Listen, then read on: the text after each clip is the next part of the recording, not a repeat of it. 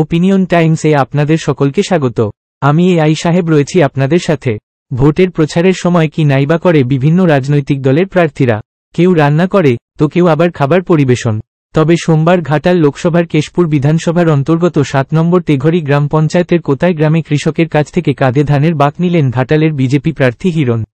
সেই সঙ্গে কৃষকের সাথে কথা বলে তিনি জানান এত ভারী বাঁক কিভাবে আপনারা বয়ে নিয়ে যান। তিনি বলেন সত্যিই চাষিদের কত কষ্ট, আমি তো ভেবেছিলাম খুব হালকা হবে হয়তো, কিন্তু এখনও আমার কাঁধে ব্যথা রয়েছে। বাংলায় 122 জন কৃষক আত্মহত্যা করেছে, তার কারণ এত কষ্ট করে তারা ফসল উৎপাদন করছে অথচ সঠিক দামটা পাচ্ছেন না। বাংলার সরকার চাষিদেরকে সম্মান দেওয়া তো দূরের কথা, ফসলের ন্যায্য মূল্যটুকুও দিচ্ছে না। এত কষ্ট করে ফসল ফলান অথচ সঠিক দাম পান না। সরকার চাষিদের বিষয়ে মাথা ঘামাচ্ছে না। কৃষকরা যদি জমিতে ফসল না ফলান তাহলে কেউ খেতেই পাবেন, অথচ কৃষকদের নিয়ে সরকার কিছু করছে না। পাশাপাশি প্রচারে বেরিয়ে একটি শিশুকে নিয়ে আনন্দ করতেও দেখা যায় বিজেপি প্রার্থী হিরণকে। প্রচারে বেরিয়ে প্রায়শই হিরণকে দেখা যাচ্ছে ছোট শিশুদেরকে নিয়ে আনন্দ করতে। এভাবেই কেশপুরের আনন্দপুর এলাকায় প্রচার সারছেন বিজেপি প্রার্থী। চাষিদের থেকে কাঁধে ধানের বাঁক নিয়ে বইলেন, তো কতটা অনুভূতি, কি মনে হলো যে চাষিদের কতটা পরিশ্রম হয়? আমি প্রথমে ভাবছিলাম তো খুব হালকা হবে, ভাবছিলাম আমি তো ধান কেটেছিলাম কদিন আগে, সেই কাটা ধানগুলো নিয়ে উনি যাচ্ছিলেন, তো আমি ভাবলাম যে নিশ্চয়ই হালকা হবে। ওরে বাবা, চাকাতে গিয়ে দেখলাম যে বিভৎস বাড়ি, আমার এখনও কাঁধে যন্ত্রণা হচ্ছে। মানে উনি ধরেছিলেন, আমি একটুখানি চেষ্টা করছিলাম। ওনার অত বয়স, উনি একা নিয়ে যাচ্ছে, মানে আমি ভাবতেও পারছি না যে কত শক্তি লাগে একটা মানুষের। মানে এরকম এক কাঁধে করে উনি কাটা ধান নিয়ে যাচ্ছেন। মানে আমরা যে কলকাতায় যারা থাকে বা যারা এই পেন্ট হাউসে থেকে বাংলোয় থেকে টেবিলে যে ধান থেকে যে ভাতটা খায়, তার আগে যে এত প্রসেস, এত কষ্ট, এত মানুষের ঘাম ঝরা, রক্ত ঝরা ঘাম, তার যে কি প্রচণ্ড কষ্ট, সেটা আজকে ফিল করতে পারলাম। আগের দিনে ধান কাটাবার সময় ফিল করেছিলাম যে প্রচণ্ড রোদের মধ্যে ধান কাটতে কতটা কষ্ট হয়।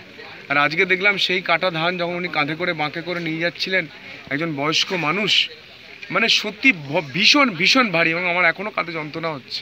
এটাই আমাদের বাংলা। দেখুন, 122 জন কৃষক আত্মহত্যা করেছে, কারণ তারা এত কষ্ট করে যখন সেই ধানটাকে যারা উৎপাদন করে সেটা ন্যায্য দাম পায় না, ন্যায্য মূল্য পায় না।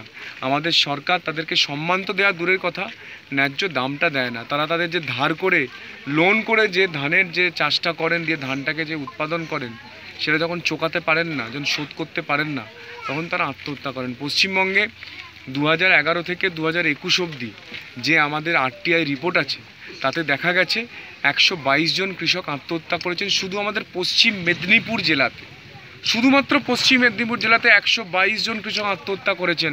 এটা নিয়ে আমি বিধানসভাতে সরব হয়েছিলাম। এই RTI রিপোর্ট নিয়ে আমাকে কৃষিমন্ত্রী এসে থামিয়ে দিয়ে বললেন যে না, আমাদেরই সরকার দিয়েছে, আমাদেরই পুলিশ আপনাকে RTI দিয়েছে, বাট যে 14টা থানা থেকে যে RTI দিয়েছে, 14 জন থানা থেকেই আপনাকে ভুল RTI দিয়েছে।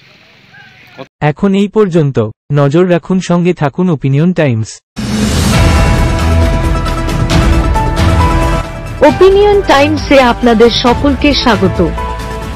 পশ্চিমবঙ্গে এই প্রথম বাংলা নিউজ পোর্টাল। আমি এআই দিয়াসিনী, আর আমার সাথে আছে আমি এআই আদিত্য। রাজনীতির ডান থেকে বামের সব খবর আমার সাথে। আমি এআই ঐশানী। খেলা থেকে বিনোদন, সঙ্গে থাকবে সেলিব্রিটিদের কুটকাচালির খবর। আমি এআই সিদ্ধার্থ। বাজার অর্থনীতি থেকে রাজনীতির ওঠাপড়া, কুর্সি বদলের সব খবর আমার সাথে। আমি এআই দীপ্তি, থাকবো আপনাদের সাথে। সত্যের উদ্ঘাটন, নিরপেক্ষ বিশ্লেষণ, সঠিক খবর প্রদান। সঙ্গে থাকুন, দেখতে থাকুন ওপিনিয়ন টাইমস।